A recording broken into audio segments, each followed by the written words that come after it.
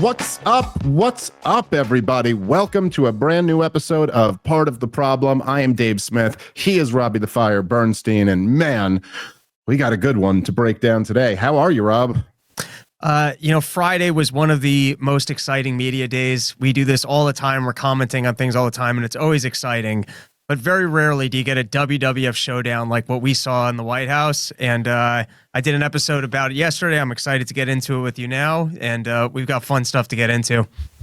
I mean, it is, you really can't kind of overstate how wild it is. Let me just real quick before we get into this, because there's a lot to talk about. Couple orders of business. I should mention that me and Rob will be in Buffalo, New York on the 6th and the 7th, and then one night only in St. Catharines, Ontario, on March 8th. And then coming up a couple weeks after that, we are back at Laugh Boston in the great city of Boston, Massachusetts. Very much looking forward to all of that. ComicDaveSmith.com for all of those ticket links. And of course, I will be returning to the Soho Forum to debate Alex Norwash on immigration. TheSohoForum.org for those tickets. If you want to come, it'll be a live debate in New York City. Looking forward to that very much. Okay. So yeah, that was it was a pretty incredible moment. And you just like you said, we do not see things like that ever.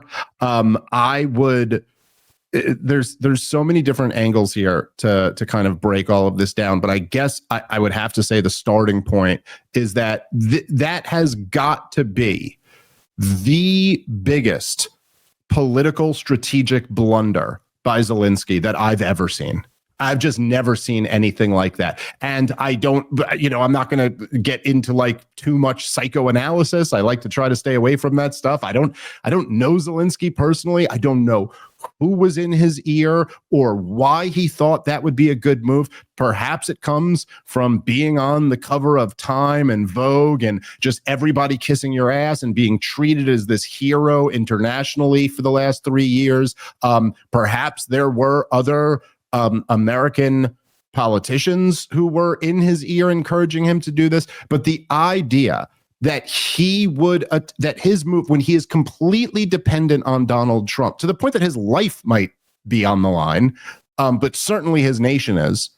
And when you're completely dependent on Donald Trump, for your move to be, I'm going to try to alpha Donald Trump on national television in a language I don't really speak very well, has got to just be, I mean, I've never seen anyone go into anything with a worse game plan on anything.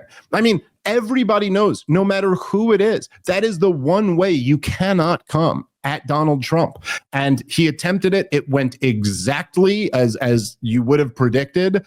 It really does seem like this was a huge fork in the road where things just went in a different direction. I will say overall, I think it's great. And I think it's better for the prospects for peace that Donald Trump is like, screw this guy. But I kind of can't get over, like, what was Zelensky thinking? Well, I think that's the genius of Donald Trump, is that he knows television. And yeah. I think they did not actually have a deal going in. I know that they're claiming that they did, but I saw Zelensky saying last week it was more of a preliminary discussion, and it seemed like they were assumptively closing him of, isn't this great? We got the television cameras here and we're ready to get the deal done. The Trump team is claiming that it was a done deal and they wouldn't have brought him in without that, but I'd seen comments from Zelensky beforehand that sounded like classic sales. Hey, I got to speak to my wife. I got to talk to my business partner. Didn't seem like Zelensky thought it was a done deal. I agree with you on that. Was intending at least to come in and make a last pitch for let's fight him, or I need a security guarantee. And so they sat him down to go, all right, we're here for the signing. Let's take some questions. And I think Zelensky probably has been a difficult partner, and they knew exactly how he would behave. And Donald Trump is a genius for putting it on television. And Zelensky, I was comparing him. He's got childhood star energy because they brought him out on the Oscars. They did the cover with him. Apparently, the Democrat senators sat down beforehand to blow a bunch of smoke up his ass and tell him how great he was. And then he showed up for the Donald Trump meeting. And it was, and JD Vance was there playing mom, go, how dare you speak to your dad this way? And I don't think he could have done anything worse to get more of the American public to go, let's just be done with this country. Yep. Yeah, no, I agree with that. And I will say, because this seems to be now where the divide is on how, and we're going to play the clip in a second and kind of go through it, because there's some interesting, just like kind of analyzing what's actually being said and argued over. But I know there are people who do not like Donald Trump, and no matter what he does, they're going to oppose what Donald Trump just did. I think, whatever, my own biased opinion, I think me and you have been pretty good about like praising Donald Trump when he does good, criticizing Donald Trump when he does bad. I think it's like, it's been a unique challenge in the Trump years where it feels at times like about 90% of people are either going to love everything Donald Trump does or hate everything Donald Trump does. And it seems very hard for the people who love Donald Trump to ever admit when he's doing something wrong. And for the people who hate Donald Trump, it's like impossible for them to ever admit he did something right. But I will just say, and obviously I'm not exactly neutral on this topic. I've been talking about this war for years now on some big platforms. And so I have a view going in. But I just could not believe that Zelensky would. I found him to be totally disrespectful, and it was like to an appalling level. And I'm never somebody who, like, first of all, I'm not a suit and tie guy. I don't know, Rob, in all of the years that we've known each other, if you've ever seen me in a suit and tie. I put on not even a suit, but I put on a button down and a tie when I was at the Reno convention, when I was speaking and then introducing Ron Paul, because I just felt like, okay, I got to put on a tie. I'm introducing Ron Paul here. And then, like, when I've gone to weddings, I'll put on a suit for weddings. That's about the only time you'll ever catch me in a suit and tie. But if I was invited to meet, this is me dressing down for work. Well, if I was invited to go meet the president in the Oval Office, I would put on a suit and a tie, because that just seems like the most. And then I will say this too, man. And again, I'm really not, as you know, Rob, like, I'm not some conservative in this sense. Like, I don't really care about, like, conservatives used to freak out about Obama because, like, he had his tie loosened in the Oval Office, and you're like, this is disrespectful. I've never been that guy. But I will tell you that when I mean, he said this publicly on the podcast, but when Rogan said on the last podcast that we got to do a podcast with Trump and me, we've floated out the idea privately a few times, and it was never like, oh, this is definitely going to happen, but it was always like, oh, that would be awfully cool if that ended up working out. But there is, I mean, a 0% chance that I would ever refer to him as Donald. If we were in you know what I mean? Like, if I was podcasting with Donald Trump, I would never be like, and Donald, that, like, that would be crazy to, you know what I mean? Like, I would call him Mr. President, because that's just like, that's the most basic level of respect that is expected, I think, reasonably.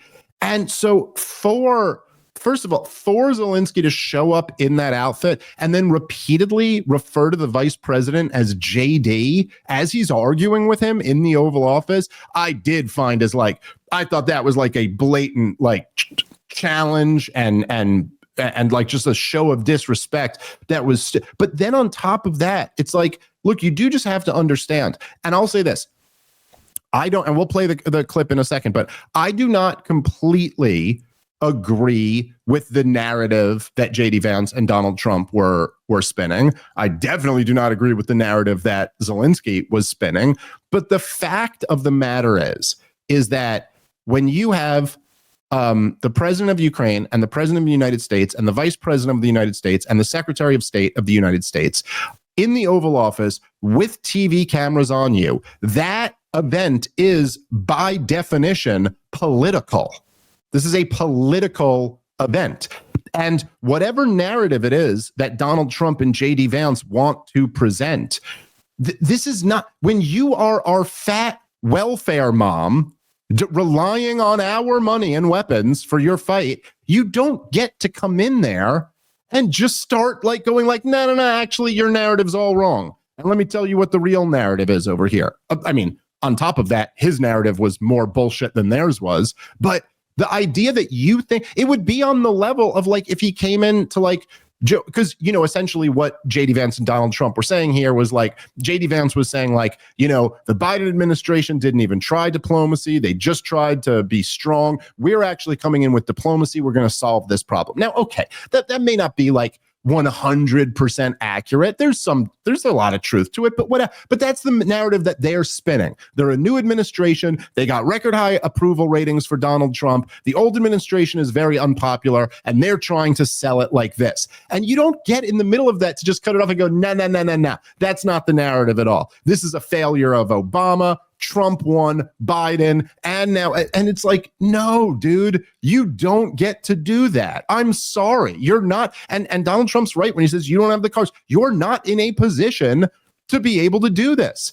It would be like if everything fell apart for me, and I'm just sleeping on your couch, Rob, and I'm literally like, I'm broke and I'm just borrowing money from you to eat, and you're giving me a place to sleep. And then like I go with you to your parents' house or something like that, and I just start talking about what the problem with Rob is.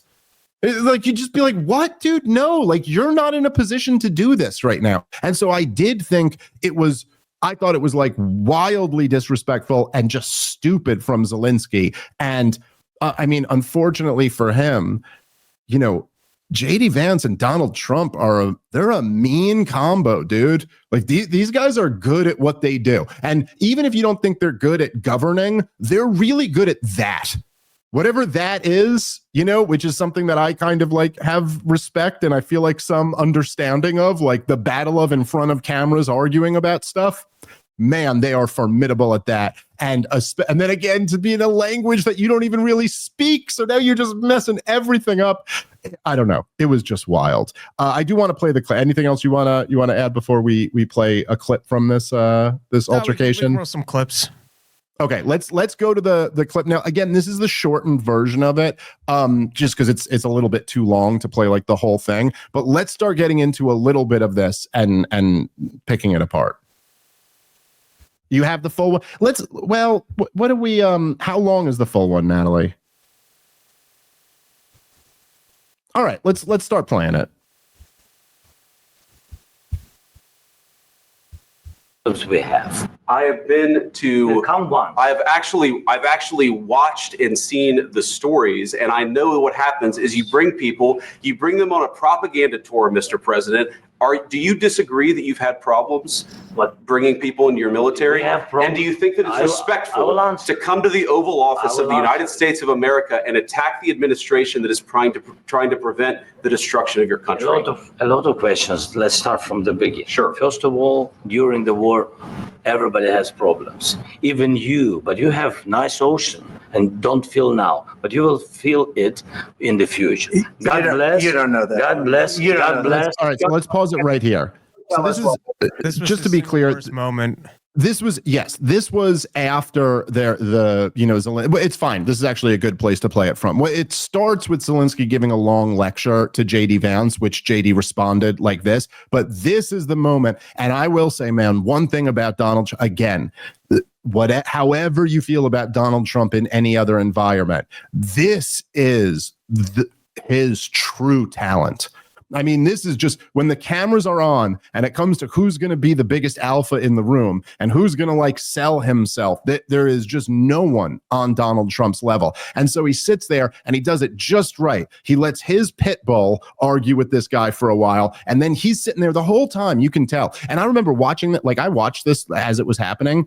And you just know, you're like, oh, like this ends with Donald Trump being the dominant one in the room. He's sitting there letting them fight and picking his spot. And that was the spot he picked. Because for Zelensky to come over here and start saying this utter, like, first of all, you know, there's something so condescending about, you know, we all have problems. You have your big oceans and that's nice. And it's like, dude. But then for him to say, which essentially, by the way, what he's saying in kind of broken English has essentially been the war cry from the very beginning about this, just like all these wars always have their bullshit propaganda, is that if we don't stop Vladimir Putin now, you're going to feel it too. And you're going to be. But what he's essentially saying here is what?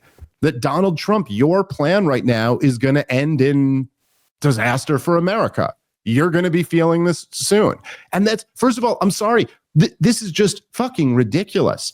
You know, I was just on with a Piers Morgan show before we started recording too, and arguing with a couple of these dummies. And they always, it's like the same thing every goddamn time, every war. I'm old enough. I've lived through so much of these now. It's always, if you don't fight this war, then this disaster comes. You know, like if we don't fight the war in Iraq, then he's going to hand the weapons that he doesn't have off to the terrorists that he hates.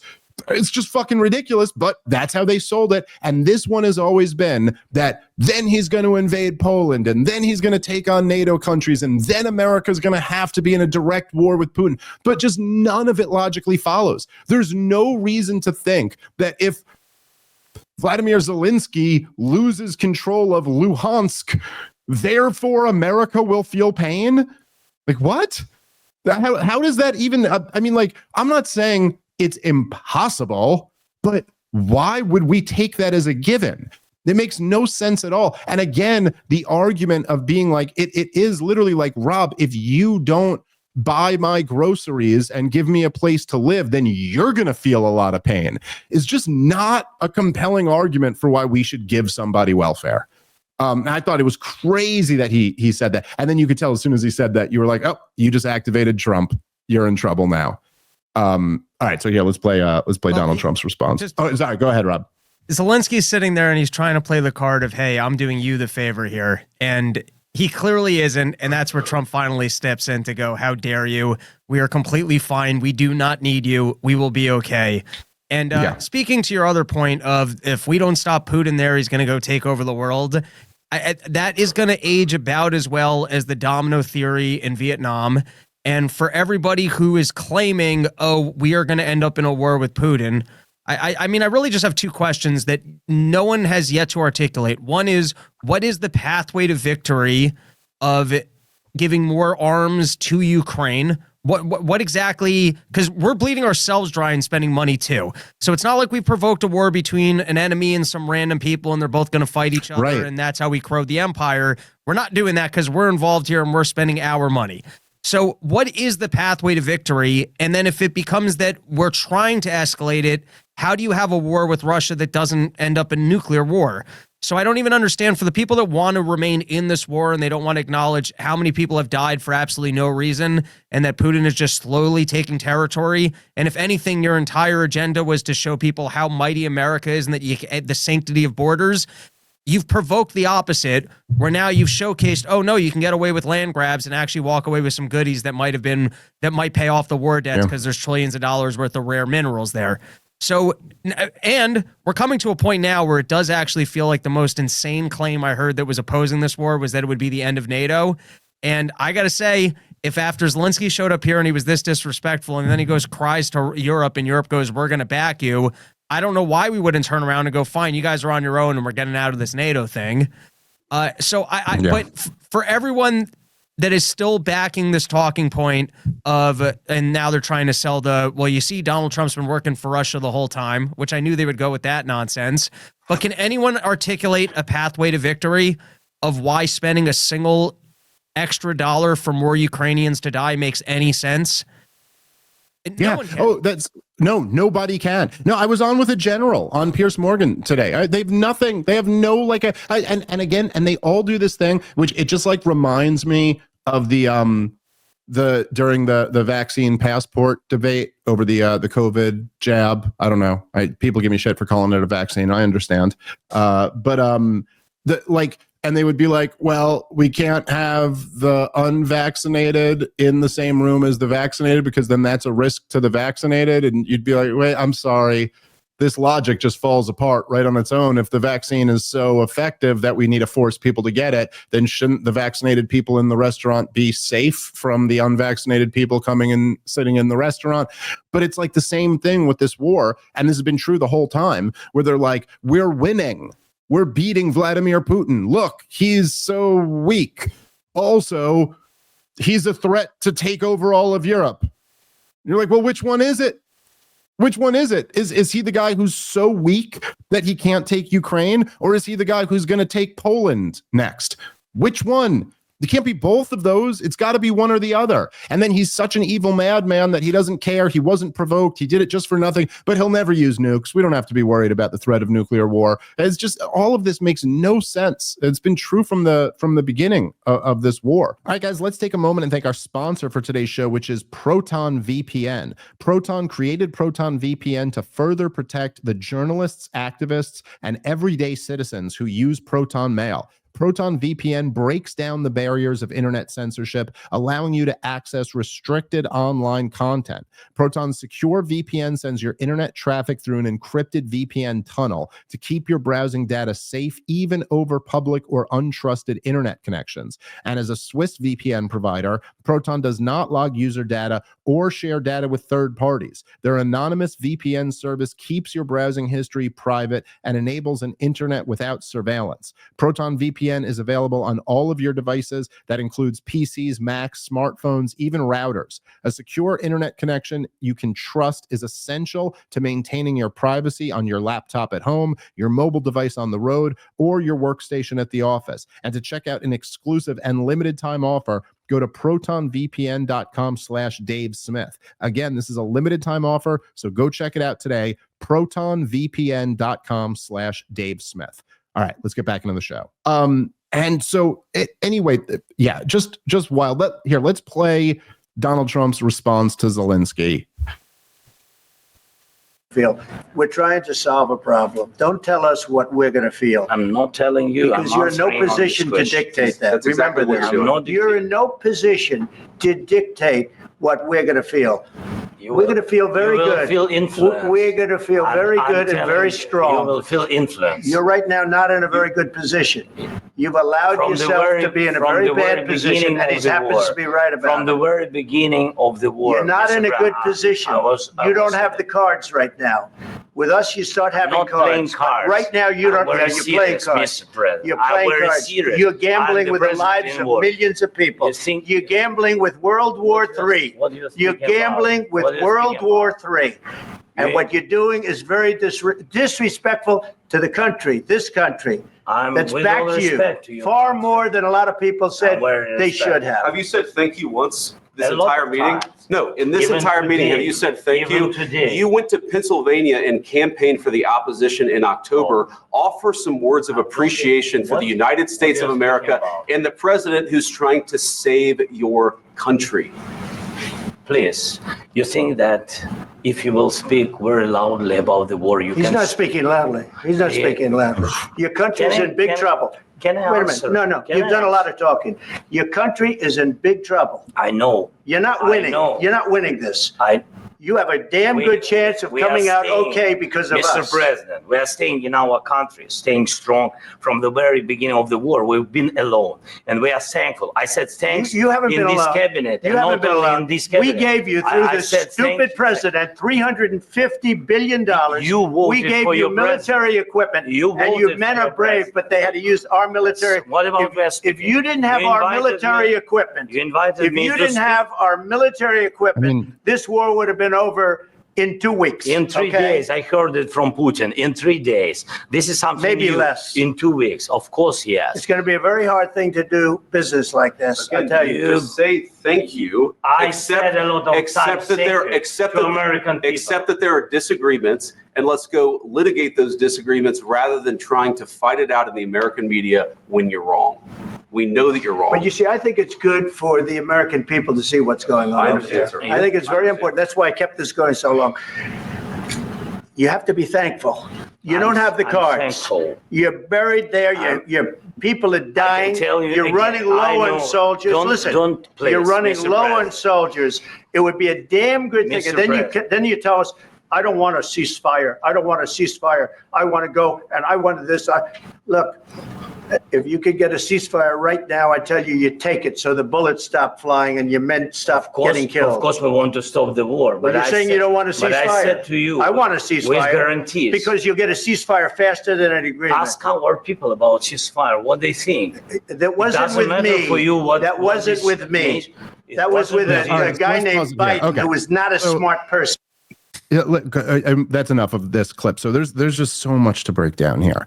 And I mean, look, this is part of the thing too, is like, you're like, dude, I mean, to go at Trump in this manner, he's interrupting every sentence. Like, I'm sorry, dude, but there is just a scenario where, like, what Trump says, you don't have the cards. He's right. You do not have the. You're not in a position to be able to be trying to interrupt Donald Trump and show him up. You got to be gracious here. Like, you're just not. I don't know. You're not in a situation to do this. And for him to be like making these arguments that they were at it alone, and that, you know, like, it's bonkers.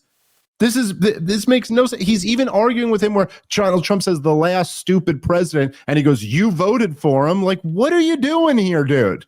Like, first of all, Donald Trump didn't vote for him. Second of all, I don't know how much you keep up, Zelensky.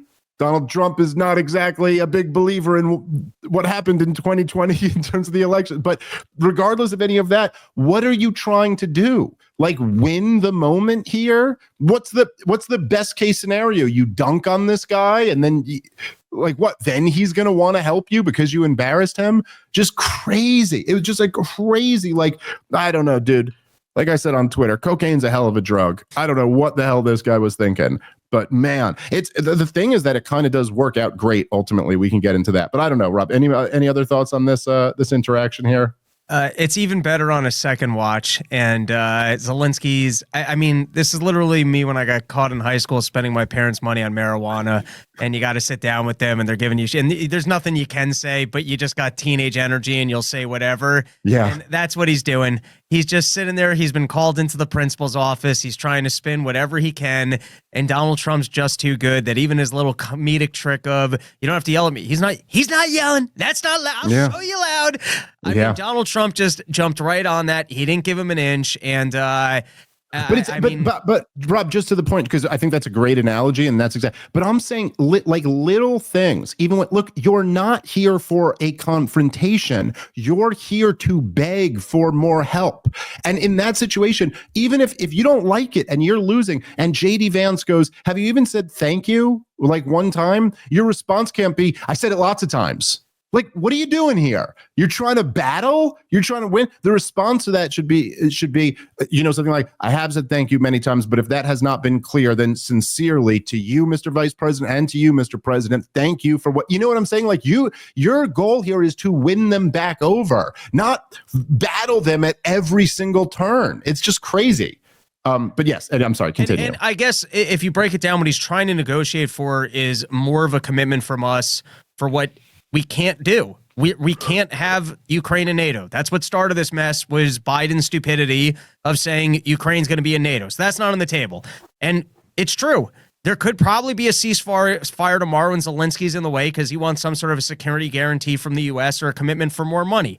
But what cards does he have to negotiate that if we're saying no? So yes, Zelensky's literally sitting there and getting in the way of peace. And that's what Donald Trump's calling him out for, is that we could have a ceasefire. And he goes, "Well, it's a ceasefire without you guaranteeing me more free stuff." You're not in a place to ask for more free stuff. Yeah. We're offering you a way out here. We can discuss a way to get this done. And by the way, you know, I was giving Trump a hard time last week over the mineral deals. It actually... there's a problem at the moment that things are kind of half reported, but from what I'm understanding, it would seem like it was a fair deal of that we were just guaranteeing a right to buy the minerals, and then 50% of that country was going to remain in U.S. control to be reinvested in Ukraine, to essentially, it seems like, just guarantee that the money wasn't just stolen and we have to spend more money over there. So that there would actually be built-in funding for security or other purposes controlled by the U.S. that isn't actually, well, it's actually our money, but it's our money being spent for minerals as opposed to just be handing to them to be lost. But just the point being, Zelensky does seem to be showing up, trying to figure out how to provoke and remain in this war and force either us or Europe to be paying for it, and, you know, throw them out. End the relationship. And if you're, I said it's like the scene in Casino when Sharon Stone goes and sucks Joe Pesci's dick, and then Joe Pesci turns around and goes, "Man, that was a mistake. I never should have got involved with this crazy broad." And I think that's what Europe's about to discover. Yeah, well, hopefully you're right. I mean, it is like, this is like, again, I think what so much of the corporate media and the people who hate Donald Trump are almost overlooking here. But it's like, again, you're in no right. Like you said, you're just asking for more free stuff. And what is it? You don't like, he goes like, well, I'd like a ceasefire, but we can't do ceasefire without security guarantees. And ask the Ukrainian people. They want security guarantees. And you're like, who cares? Who fucking, of course they do. All people want a security guarantee. I don't know, but none of us actually have one. Like, this is, it's all like, I was arguing on Piers Morgan's show today with a general about this, where it's like, well, we can't end the war because how do we know Putin won't start the war again? Then you're back in the same place. What? Yeah, right. Like, that is not just logically, that doesn't follow. It's like, well, then I guess there's never justification for ever ending a war ever, because hey, who knows, we could be back at war. But if the worst case scenario is we're back where we are now, that's not a good reason to stay where we are now. And so, but also, like, like when you really like, what is a security guarantee exactly? Like, what does that mean? I mean, like, a security guarantee, all that really means is that we're willing to fight. That we're, you know what I mean? Like, we're willing, if I like, I do my best to guarantee the safety of my wife and kids, but that just means that if there's a threat, I will do everything in my power to fight it. And that doesn't mean I'll win. There's no guarantee. Might be more force than I can defensively muster up. So then shit, I mean, and so for him to say that you're demanding a security guarantee, well, what exactly do you mean by that? That we could, I'm pretty sure we could guarantee Ukrainian security, not guarantee, but like we could, if we sent in the 82nd Airborne, we could repel the Russians out of Ukraine. We're not willing to do that. And that's the truth. How do you know that doesn't escalate to a war with Russia? Well, that's why we won't do it. Right. How do we have a direct confrontation of sending our military into Ukraine to be on the border with Russia? Yeah. It's provoking strikes on America.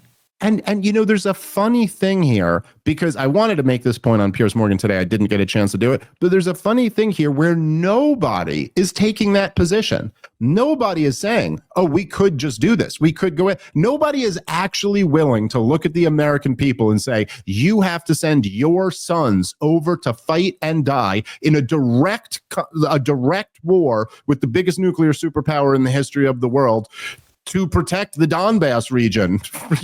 I'm sorry, we do not want to do that. And Vlad, after getting hundreds of billions of dollars, you're going to sit here and demand, essentially, not demand that right now, but demand the threat of that. Demand that which is the only way that America can effectively give a security guarantee, is to say, we'll go to war. We'll go to war over this. Like, what else are we doing? Saying, hey, we really don't want you to do that? That's what we did. That was what we did for Ukraine already. Through the whole lead up to the war in Ukraine, and I like to bring this up a lot because I think it's pretty relevant. And look, again, I know I'm probably guilty of patting myself on the back a little bit too much, but I don't know. Me and you, Rob, we're just right about all the most important issues, and so I can't help but point this out. I've been now for the entirety of the war. I have been one of the guys on the biggest platforms talking about the history of it, the conflict, what led to it, all of this stuff. And we were all like, and I'm not even close to like the best. There's John Mearsheimer and Jeffrey Sachs and Scott Horton, and there's a lot of great guys who have been kind of talking about this from before the invasion in 22. But Stoltenberg, the chancellor of NATO, he said that in late 2021, Vladimir Putin he actually put a treaty, he drafted a treaty and sent it to NATO and said straight up, I will not invade Ukraine if you just put in writing that you guarantee you won't bring Ukraine into NATO. And like, that's the deal that was on the table.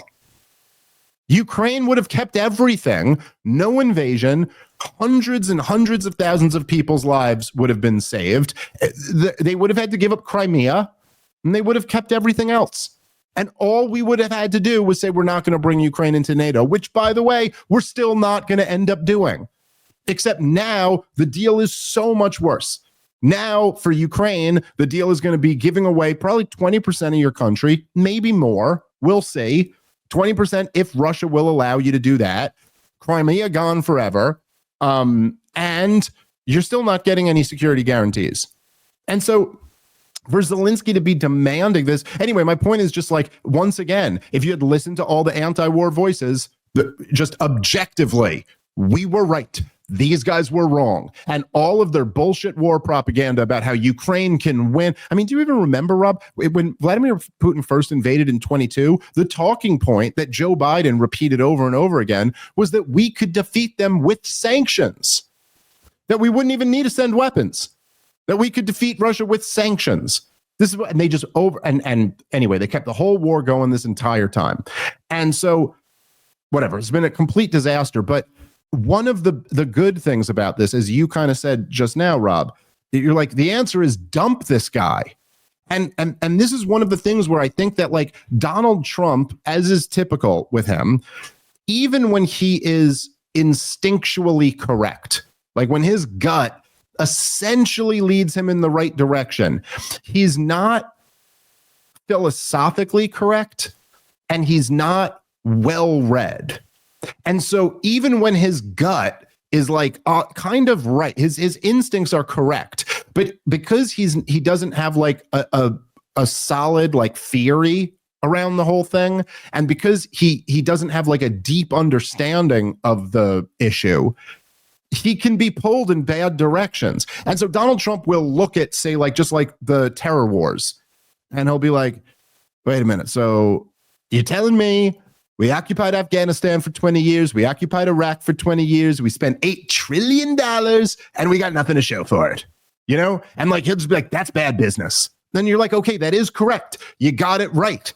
Now, he doesn't have like this theory to go with it. You know what I'm saying? He doesn't have like a theory of like, what is a just war? What is a war of choice versus a war of necessity? What is a war of aggression? What is a constitutional war? What, you know, like, that's not how Donald Trump's mind works. It's just business, right? This is bad business. This is a stupid decision. And so, and on top of that, it's not like he really has a deep understanding of the issue. Like, he doesn't really understand that, like, oh, the neoconservatives and the Likudniks had this plan to topple all of these regimes, and then they used 9/11. They used the terrorists that they pissed off into attacking us as the, you know, like, that's not where Donald Trump's mind is. But the problem with that, look, it's still better than anything we've had from a president in my lifetime by far. But the problem is that when it's instinctual and it's not married to like philosophy and knowledge, then if Donald Trump's like, oh, this is stupid, we shouldn't even be in Syria, you know, why are we even fighting this war? They go like, well, what if we took the oil? And he goes, all right, now that's slightly better business. You know what I mean? Like, Donald Trump's it's easy for him to get sucked into things like that. And so I think in this case, Donald Trump was kind of presenting to Zelensky, like, look, do this mineral deal. In Donald Trump's mind, he goes, now we get something out of it. This isn't like bad business anymore. Now it's just a business deal where there's some benefit to us. And also now, like, since we're in business with you, doesn't that kind of give you a little bit of a security guarantee? You know, because what, if Putin's messing with you, now he's messing with us. But the truth is that that's just all a bad idea.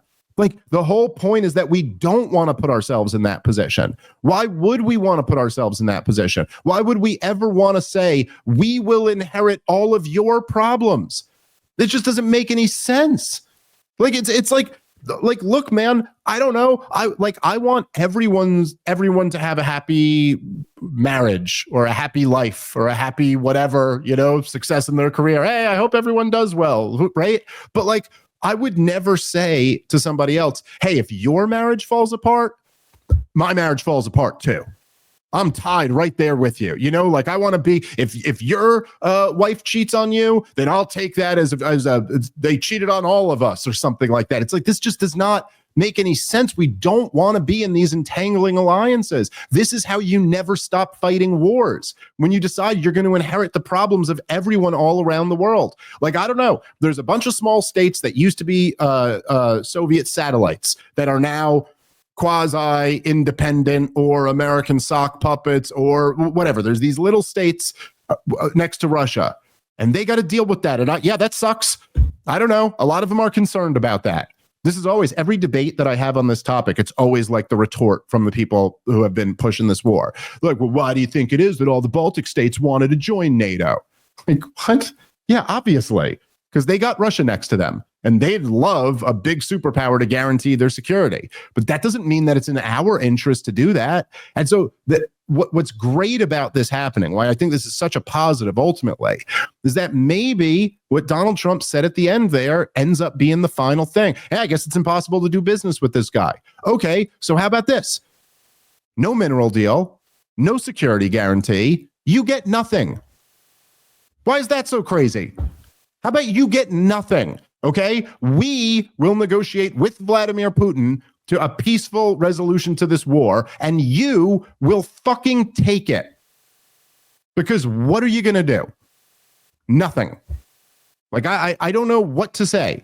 Like, it's like... And if you don't, you in Europe are on your own. I mean, if we go, hey, we're out of this mess, we're not funding it, and Russia said agree to a ceasefire and you want to continue it, and then Europe steps in and goes, well, we'll back the effort, just be done with all of it.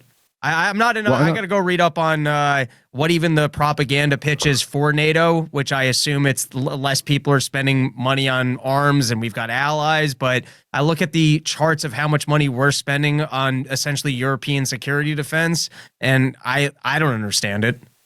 At least at face value, I can't give you a gut shot like, oh, that makes sense. It certainly doesn't seem practical.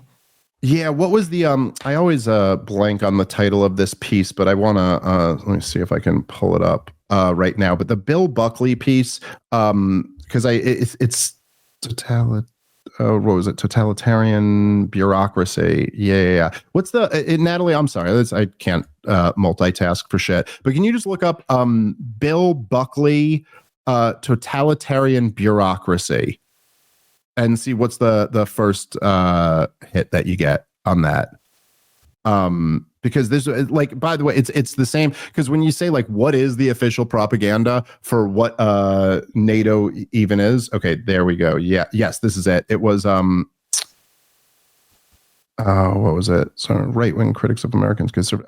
It's called. I got it right there. It's called "The Party and the Deep Blue Sea," which was a piece that Buckley wrote in 1952. So if you think this is 1952, this is 7 years after World War II wrapped up. Now the two things are somewhat similar. But in this piece, Bill Buckley essentially he starts out by arguing that essentially libertarians are right.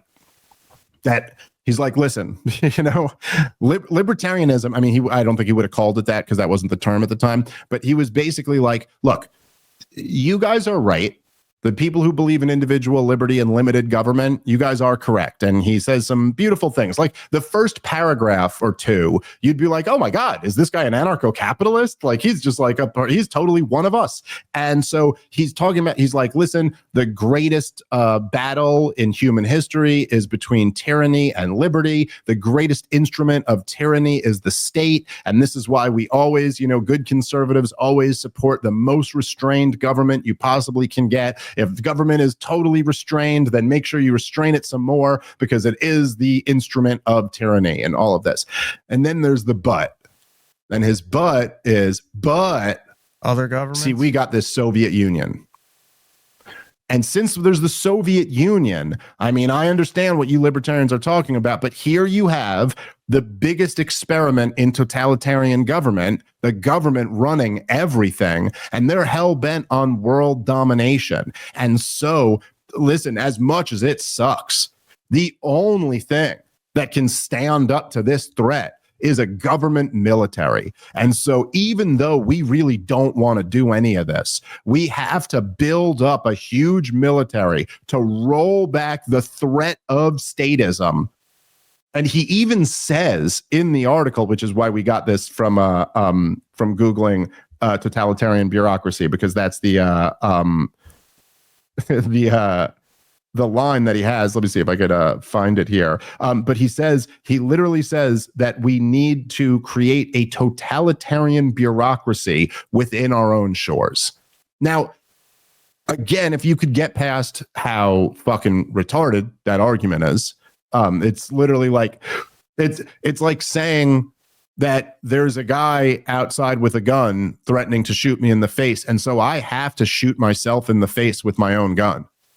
Like, if you're creating a totalitarian bureaucracy in order to prevent a totalitarian bureaucracy from taking you over, then you've already lost by definition, right? So anyway, the argument made no sense. Bill Buckley's a very smart guy. He was not that stupid. He was just working for the CIA, and his job was to convince conservatives to support big military. So anyway, but so from this is just my point to you about, I'm getting to my point about the NATO propaganda. But so essentially, just so people understand, the Cold War propaganda was that we're only doing this because of the Soviet Union. We would not be we're with you, libertarians. We want to just love liberty and prosperity and be a peaceful, normal country. But there's this Soviet Union, so we have to do all of this. And then in 1989, the Berlin Wall comes down. Germany is there's reunification in Germany. The Cold War ends, and so then all of those neoconservatives were like, okay, no more military-industrial complex. No more going around the world searching for monsters to destroy. Now we can once again embrace liberty and small government. Oh, no, that's right. They were like, hey, we got to go see about Saddam Hussein. He's in a slant drilling conflict with his neighbor, Kuwait. You know, we had to go protect the democracy of Kuwait. So we had, and this is when they ramped up the first war. Under George H.W. Bush, the first war in Iraq, the first war, American war of my lifetime. I was a little kid. I was like 7 or 8 or something like that. What was it? It was in 91. I was born in 83. So I was 8. I remember George H.W. Bush announcing that we were invading on TV, but interrupted like The Simpsons or whatever. It's like, come on, let me get back to The Simpsons. Anyway, my point is, if you had listened to the propaganda, the official propaganda, for 40 years during the Cold War, they would have told you that if the Soviet Union went away, NATO would also disband. The official propaganda, there was never any justification for why we would have NATO if there wasn't a Soviet Union. The whole point of NATO was to be an anti-Soviet military alliance. And essentially what happened, right, was that after World War II, all of Europe was destroyed. And the big victors who came out of it was America and Russia and the Soviet Union at the time. And now, okay, you could say England also won the war, but England was fucking wrecked. So the Soviet satellites were all destroyed. Russia itself had taken heavy fighting. America was kind of the only country who fought in World War II, but did all the fighting abroad. The fighting wasn't here. I mean, with the Pearl Harbor, out there, which really still isn't mainland the United States of America. But aside from the attack on Pearl Harbor, there were no attacks here. And so the thinking was, I'm not even saying this is justified, but the thinking was, okay, Europe is destroyed. The Soviet Union is this big superpower right here next to Europe. And so we have to, okay, we'll accept that they get the eastern half of Europe, but we're going to guarantee for the western half that if you guys move on this side, you're picking a fight with America. Okay, well, that's all over. After 1991, the Soviet Union doesn't exist anymore, and all those Eastern European countries got their independence. What's the justification for NATO now? If you ask anyone, and I've asked several people, you just get a bunch of gobbledygook. It'll just be like the global community and working together and ensuring peace, keeping the peace and promoting, whatever. It's like they have nothing. There is no reason for us to be a part of NATO whatsoever. That we're not under post-World War II conditions. Europe has not been destroyed by a war, and they're poor, and we're the only rich country. Europe is rich. There's a bunch of rich countries in Europe. They can pay for their own defense. Vladimir Putin, as of right now, the latest estimate I saw is that Russia has about a $2 trillion GDP.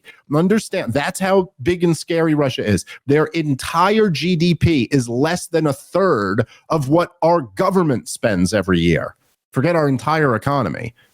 There is no reason why Europe can't just have their own security plans that don't involve us. And by the way, we're $36 trillion in debt.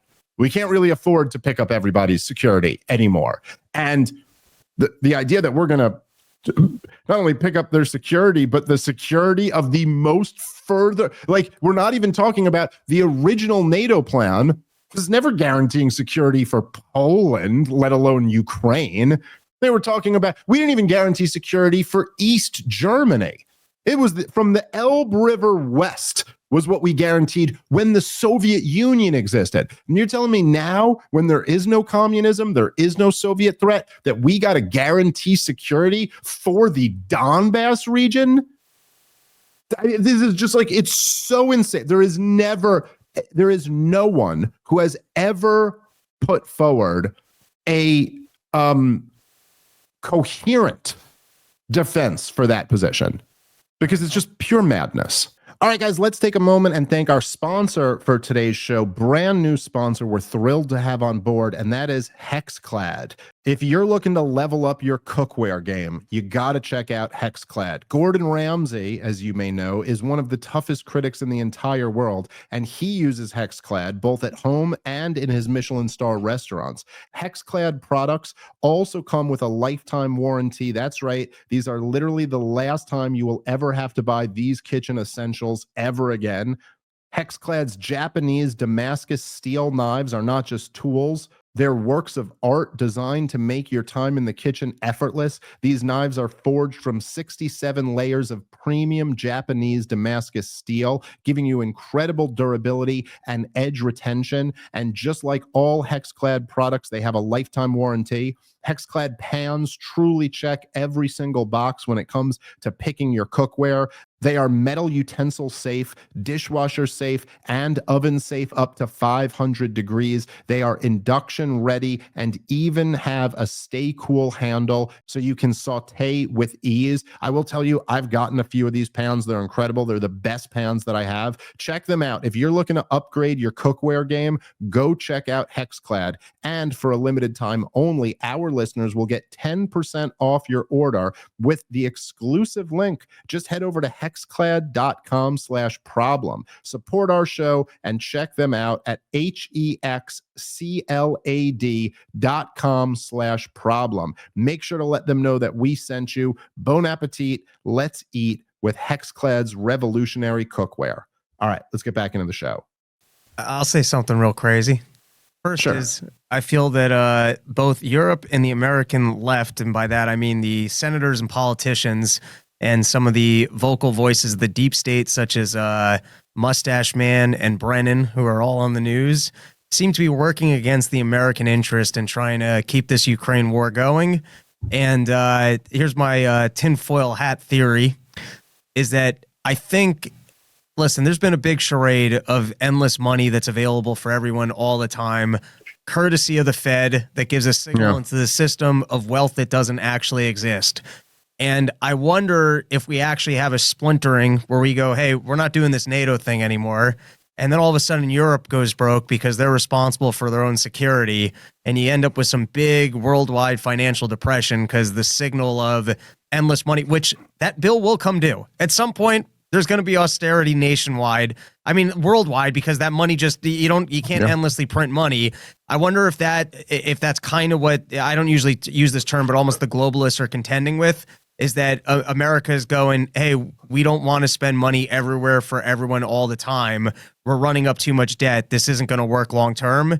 And one of the easy things to kind of get out of might be security guarantees for the entire world, because that doesn't make a lot of sense, particularly when the rest of the world is talking us into fights that we don't want to be in. In this case, it's Zelensky trying to get American support to continue the Ukraine war, and then Europe stepping in, really contending with what looks like our budget because they got us backing them through NATO. So I guess they can go pick the fight, which just keeps us in the fight, which is why we need to walk away. But it would seem to me like the biggest risk on the table there might be Europe not actually being able to fund it and then signaling the issues that have kind of been in the financial sector forever.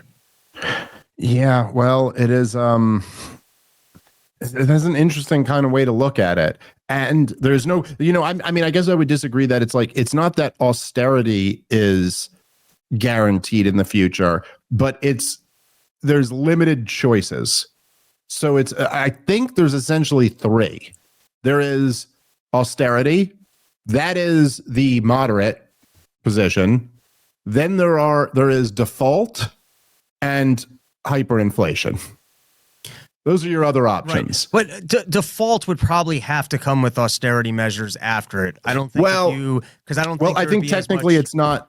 I think technically that wouldn't be austerity, but I get your point. It would in effect be the same thing. So you'd in effect have to have drastic cuts in spending. I just mean that it's like you wouldn't have to like, it wouldn't be a situation of like, we owe this debt and therefore we have to cut down on these programs to pay off this debt. It would more just be like, oh, we don't have any debt anymore because we just defaulted on all of that debt. And, oh, we can't borrow money at the same rate anymore because no one's going to lend us money after we just defaulted on the debt. And so, yeah, there's no money for these programs. It's in effect, basically, I think, the same thing.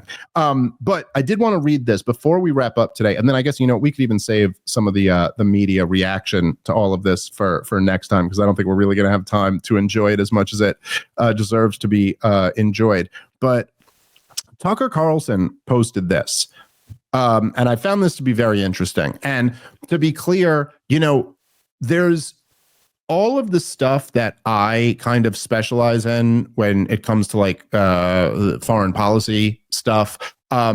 It's never, and even someone like, say, Scott Horton, who he does have, and I guess this just comes from being in the game for a long time. I mean, I know I've gotten like a little bit of this now from being in this world for a while, where you actually do have like some insiders. You have people who are like close to the president who you'll have a phone call with and they'll be like, hey, this just happened or this just happened. And you start getting like some more, but none of what if you look at any of my clips on Rogan or on Tucker or any of that, that's never what I'm saying. I'm never going like, look, I know people at the Pentagon and they're telling me this. I know someone who's there. I'm always just talking about what is just the official record. You know what I mean? Like, it's just like, oh, look, even the New York Times and the Washington Post admitted this. And even the 4-star general, Wesley Clark, admitted this. And even these guys. And then we all know we did this, but they wrote this policy paper that said this is really the reason they're doing it. What Tucker's talking about here is a little bit more of, because he's an insider in a different type of way. The guy lived in Washington, D.C. for, I think, 30 years or something like that, was a journalist, a TV host, and ran an online publication. He was in DC, like mixed in with these people. But anyway, so this was the post that I wanted to just read real quick. This was from Tucker Carlson. Tucker says, one of the most striking things about yesterday's Zelensky press conference was Lindsey Graham's reaction to it. The two are old friends, but Graham disavowed him within the hour. This was more than just transactional disloyalty. It was scapegoating. Lindsey Graham knows what's coming. Over the past 3 years, with the tacit support of its Western patrons, the Ukrainian government has committed a remarkable number of serious crimes. The Ukrainians sold huge quantities of American weapons on the international black market at 20 cents on the dollar. These weapons are now in the hands of armed groups around the world, including Hamas, the Mexican drug cartels, and the forces now controlling Syria. God knows what the Ukrainians have done with the pathogens in American biolabs in their country. Even U.S. intel agencies aren't sure. The Ukrainians have also murdered a number of people in various countries in political assassinations and tried to murder others, including American journalists and a European head of state. This is all true, and it's all going to come out at some point. Better to start blaming it on Zelensky now. So that's what Tucker's saying. And I will say that I know Tucker well enough that like I'll say with like 100% certainty that Tucker isn't just saying this. Now, I'm not saying with 100% certainty that he's right about every claim in there. I just don't know. But I do know, like I know him, and I know that he's not just saying, he's saying this because this is what he's hearing from people who are in the know. And that is just a whole nother very interesting wrinkle into all of this, that it is quite possible, because it was a little bit strange to hearing Lindsey Graham throw Zelensky under the bus right away. Now, you could argue that this is just that Lindsey Graham's like, look, I want to keep this war going. And now that this guy pissed off Donald Trump so far, he cannot be the guy to keep the war going. So we need a new guy to come in who flatters Donald Trump and then can keep the war going.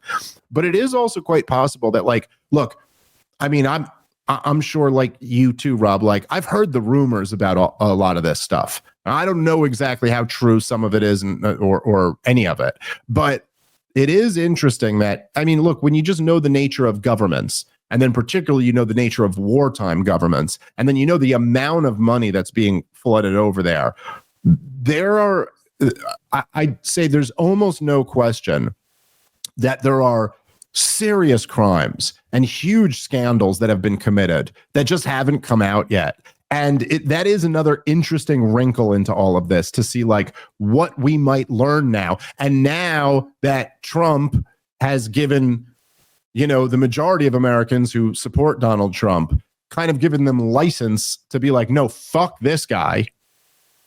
Now it might be open season on revealing some of this stuff and then being able to blame it on Zelensky, even though there's probably a lot more people who are guilty than just Volodymyr. All right.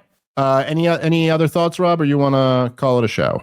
Look forward to the next one, and we can look at the all the senators, the liberal senators, getting on the news shows to go, Donald Trump, we told you he's a Putin asset, and that's why he turned on Zelensky, and this is an embarrassment for the American people. So, oh my God, it's that would be the card, and who knew that they would actually pick it up and play it? Yeah, all the way down to Bernie Sanders. Oh my God, it's so painful. All right, we'll get into all of that on tomorrow's episode. All right. Check out the Run Your Mouth podcast, Rob's other fantastic show, comicdavesmith.com. Come see us on the road, Buffalo, Canada, Boston, coming up real soon. All right, thanks for listening, guys. Catch you next time. Peace.